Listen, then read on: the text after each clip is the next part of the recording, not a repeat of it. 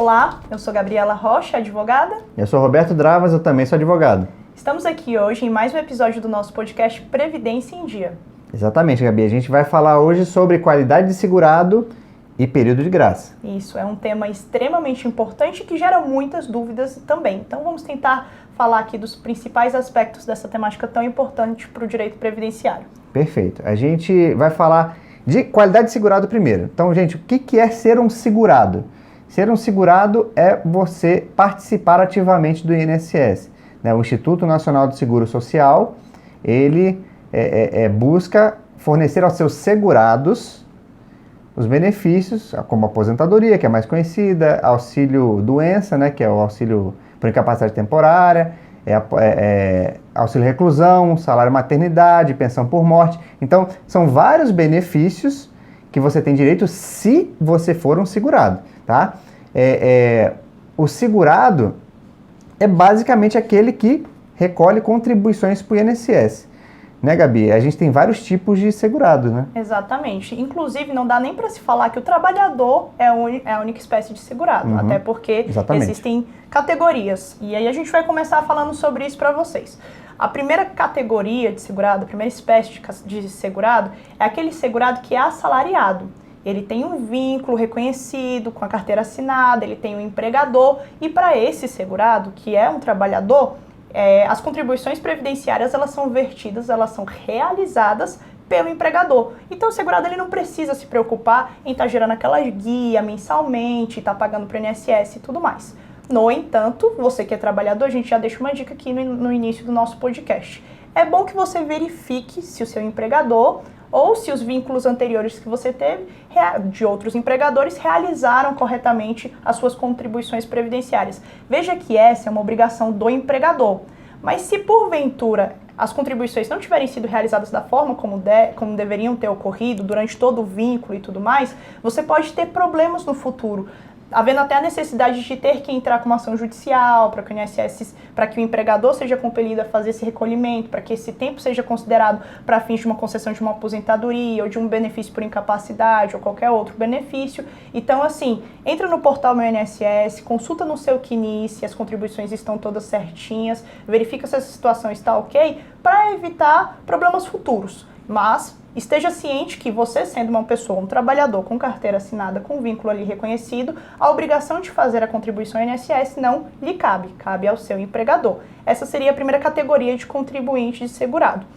A outra categoria, ela é subdividida em dois segmentos diferentes. Primeiro, contribuinte obrigatório. Quem é aquele contribuinte obrigatório? É a pessoa que exerce uma atividade que gera uma remuneração, que pode ser comprovado que ele exerce uma atividade que gera ali um salário e tudo mais. Não um salário, né, Roberto? Uma remuneração seria o termo mais correto. Exatamente. E ele tem como comprovar isso e por exercer essa atividade ele é obrigado a recolher as contribuições. Por isso que o nome já fala contribuinte obrigatório. O outro segmento, a outra hipótese, e a obrigação é dele mesmo de recolher porque ele não tem um empregador. Então ele mesmo tem que gerar a guia ali no portal Meu INSS e tudo mais. O outro segmento de contribuinte é o contribuinte facultativo. Quem é esse contribuinte facultativo? Ele não exerce nenhuma atividade, ele não tira nenhum dinheiro e tudo mais, mas ele quer estar ali segurado, ele quer estar, procura muitas vezes uma espécie de segurança numa eventual doença, ou às vezes uma futura aposentadoria, e aí mesmo sem exercer uma atividade, ele quer verter essas contribuições ao INSS. Pode ser que seja uma dona de casa, pode ser que seja um estudante, na intenção de tentar antecipar o tempo ali que vai ser contado para a aposentadoria. Enfim, são N as possibilidades. E aí, como o nome também fala, ele não é obrigado, ele faz se ele quiser, é uma faculdade. Ou seja, para adquirir a qualidade de segurado, você tem que verter as contribuições para o INSS, e aí temos as pessoas assalariadas, que são as pessoas em que o empregado verte as contribuições, temos aqueles contribuintes obrigatórios que têm a obrigação eles mesmos de verterem essas contribuições ao INSS, e temos os segurados facultativos. Toda essa gama de segurados, a partir do momento que faz a contribuição para o INSS, adquire a qualidade de segurado, que é o que a gente começou aqui falando hoje. Perfeito. Só um aditivo, esse segurado obrigatório que a Gabi falou também é conhecido como segurado individual, tá? Tem gente que confunde segurado individual com facultativo. Não confunda, é diferente, tá? Como ela disse, é obrigatório. O individual, ele é obrigado a recolher. Né? O facultativo recolhe se quiser.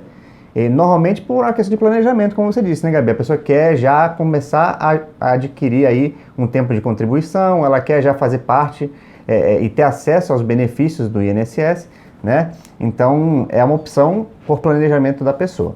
Bom, então, basicamente, qualidade de segurado adquire quem recolhe contribuições para o INSS. Perfeito? Ótimo. Então, você está com a qualidade de segurado, você tem acesso aos seus benefícios do INSS, mas e se amanhã eu saio do emprego?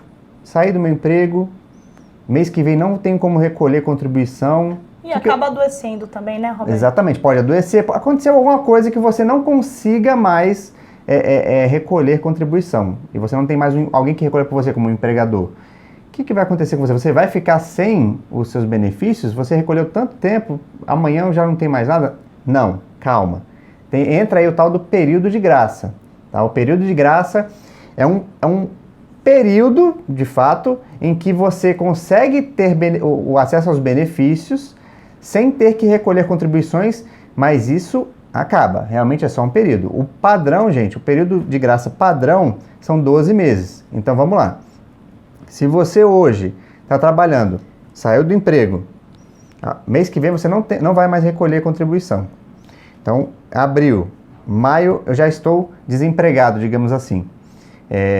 Se eu precisar do INSS, eu estou em período de graça, perfeito, vou gozar de todos os benefícios do INSS, sem recolher contribuição. Mas, a partir do mês seguinte a saída, o último recolhimento, iniciou o período de graça, tem 12 meses para voltar a recolher contribuições, seja de forma obrigatória, seja de forma facultativa. Por quê? Porque o INSS, ele não garante benefícios para quem não recolhe contribuições.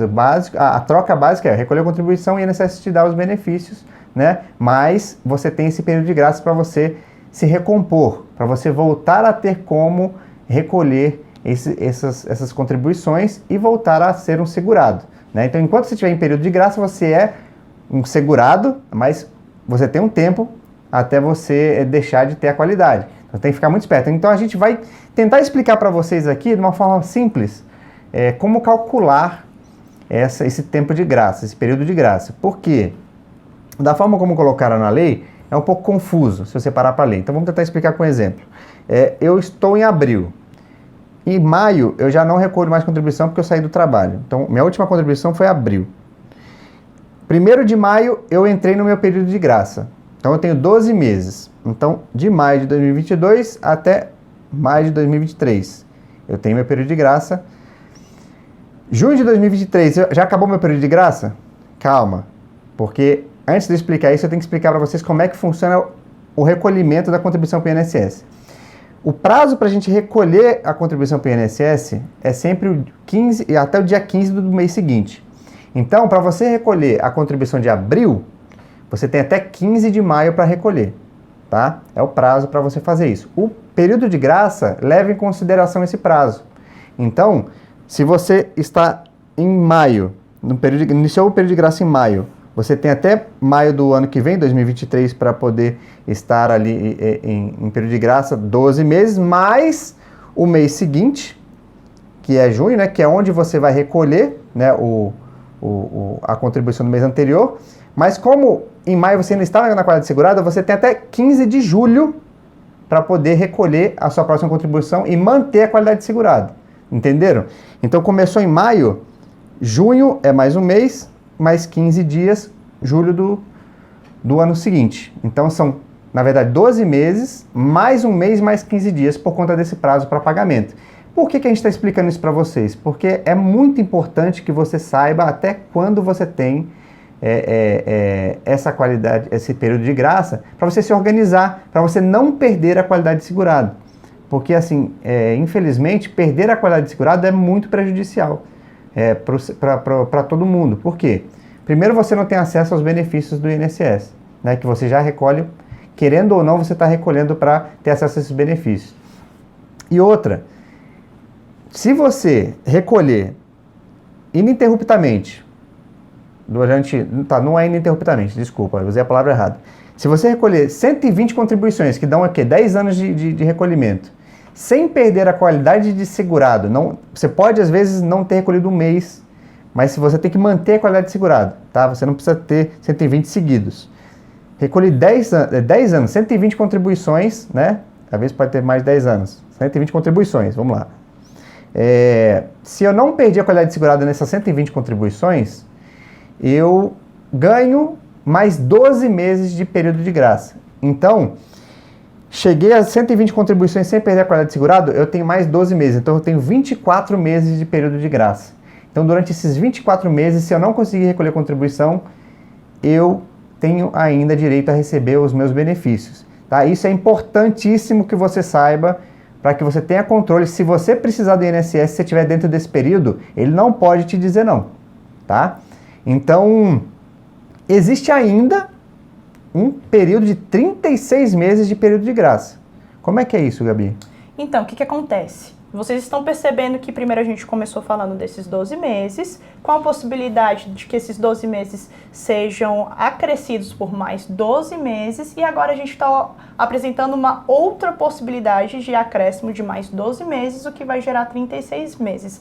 Todas essas opções de acréscimos, a gente está falando aqui do contribuinte obrigatório, aquele que é assalariado ou aquele que exerce uma função, um trabalho, e aí adquirir daquilo ali uma remuneração. Perfeito. O facultativo a gente vai explicar daqui a pouco. Então, primeiro, é interessante observar que essa questão do período de graça, a intenção do legislador é justamente essa de fazer com que a pessoa não perca de imediato a qualidade de segurado, porque seria uma injustiça, né? Exatamente. Eu passei tantos anos contribuindo, meu empregador contribuiu, seja como for, e aí eu já não vou poder gozar desses benefícios. Então, beleza, tem primeiro 12 meses para esse contribuinte aí obrigatório, e aí a possibilidade que o Roberto acabou de explicar, são mais 12 meses se a pessoa tem 120 contribuições, sem perder a qualidade de segurado, como ele disse. Às vezes eu saí de um vínculo para o outro, passei 3 meses entre um trabalho e outro, não perdi minha qualidade de segurado, voltei a contribuir, então tá tudo ok. Não significa dizer que você tem que ter um vínculo após o outro, uma contribuição ininterrupta, que nem ele explicou. E a última possibilidade de acréscimo de mais 12 meses, totalizando 36 meses, é para aquela pessoa que tem o desemprego involuntário, que coloca na legislação, o termo é justamente isso. É uma pessoa que, embora tenha exercido ali uma função no mercado de trabalho, não conseguiu a sua reinserção ao mercado de trabalho, não conseguiu entrar novamente. E aí tem como comprovar isso? Tem. É um pouquinho complicado, né, Roberto? Mas é necessária a comprovação. Acho que o Roberto vai falar sobre os requisitos dessa comprovação. Mas a partir do momento em que você tem esse desemprego involuntário, você está tentando sua reintegração no mercado de trabalho e não adquire, não consegue, aí você ganha também o gozo, ganha também o direito de mais 12 meses, o que totaliza aí 36 meses desde a última contribuição previdenciária, em que você vai poder ainda gozar da qualidade de segurado e, havendo necessidade, poder adquirir qualquer um dos benefícios oferecidos pelo INSS. Você conta pra gente um pouquinho mais sobre esses requisitos para comprovar esse desemprego involuntário, Roberto? Vamos lá. Como você disse, realmente é um pouquinho complicado. Por quê?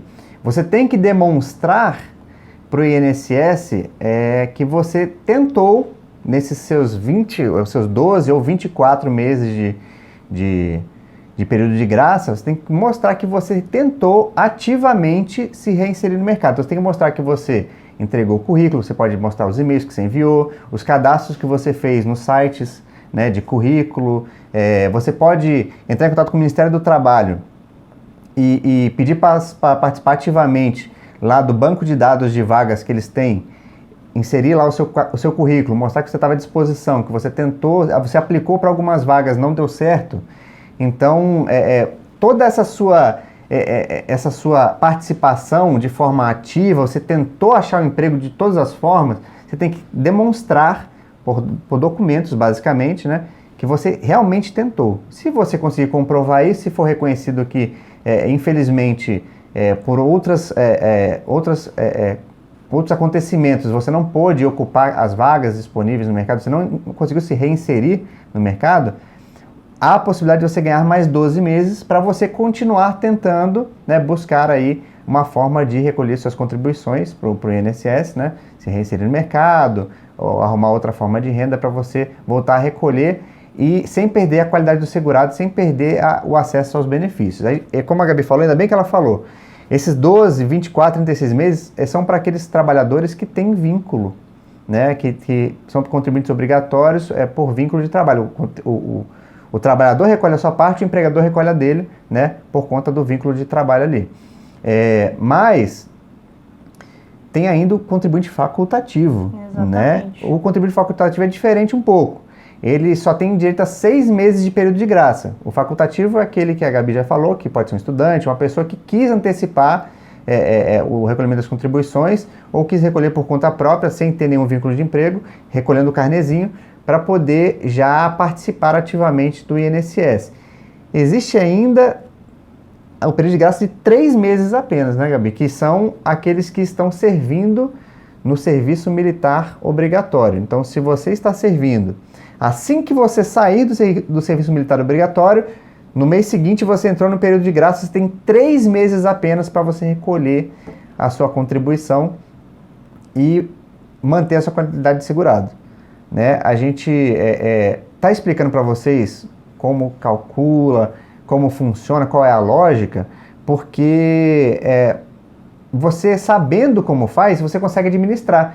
Digamos que você está chegando ao final do seu período de graça. Se você sabe que você está chegando no seu final, você às vezes consegue um esforço, consegue ali um dinheirinho para poder recolher como contribuinte, mesmo que facultativo, para você, digamos assim, zerar a contagem de prazo. Quando você recolhe uma contribuição, você começa a recontar o período de graça. Mas, lembrando, o período de graça que você vai ganhar para frente depois do recolhimento vai depender do tipo de contribuição que você tem. Se você recolheu, você sempre recolheu como contribuinte obrigatório, lá, empregado, carteira de trabalho, bonitinho. Você está chegando no final dos seus 12, 24, 36 meses de tempo de período de graça. Putz, eu tenho que recolher esse mês, porque mês que vem eu não tenho mais meu período de graça e eu vou perder a qualidade de segurado. Eu vou fazer um esforço agora, eu vou recolher. Se você recolher como facultativo, vai recomeçar a contagem do período de graça, mas são só 6 meses, porque você recolheu como facultativo e facultativo só tem direito a 6 meses. Tá? Se você conseguiu recolher com um novo vínculo de emprego, fica tranquilo, quando você sair do vínculo, você vai ter seus 12 meses de novo, 12, 24 ou até 36 meses, como a Gabi explicou.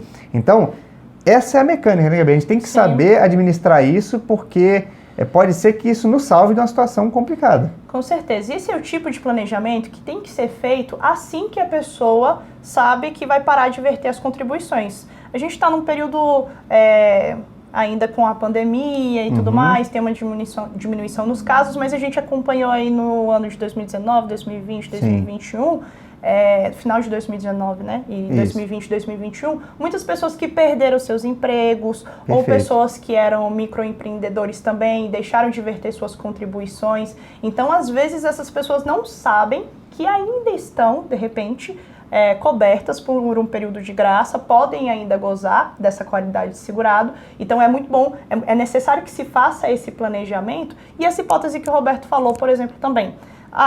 Eu fiz o meu planejamento, eu sei que meu período de graça está se esgotando, eu não consegui me reinserir no mercado de trabalho, não estou exercendo nenhuma atividade, de repente, como profissional liberal ou qualquer outra que seja, mas eu não gostaria de perder a minha qualidade de segurado.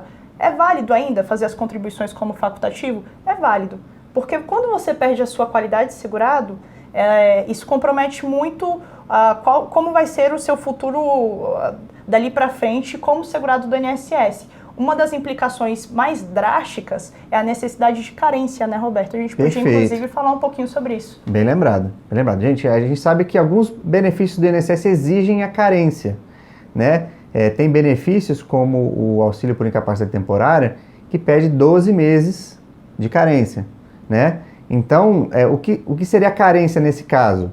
Se você exige 12 meses, você tem que ter recolhido 12 contribuições, né, para você ter direito ao benefício. Se você recolheu lá atrás e ainda está no teu período de graça, não tem problema. Você tem 24 meses de período de graça. Você está no 22º.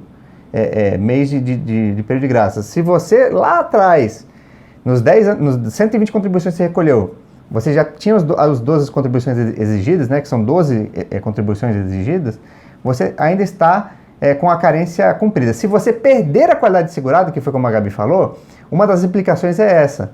Você tem que contribuir a partir de agora e aí você vai reconquistar a sua carência, você vai começar a contar novamente o período para você adquirir o requisito da carência para depois você poder acessar o benefício.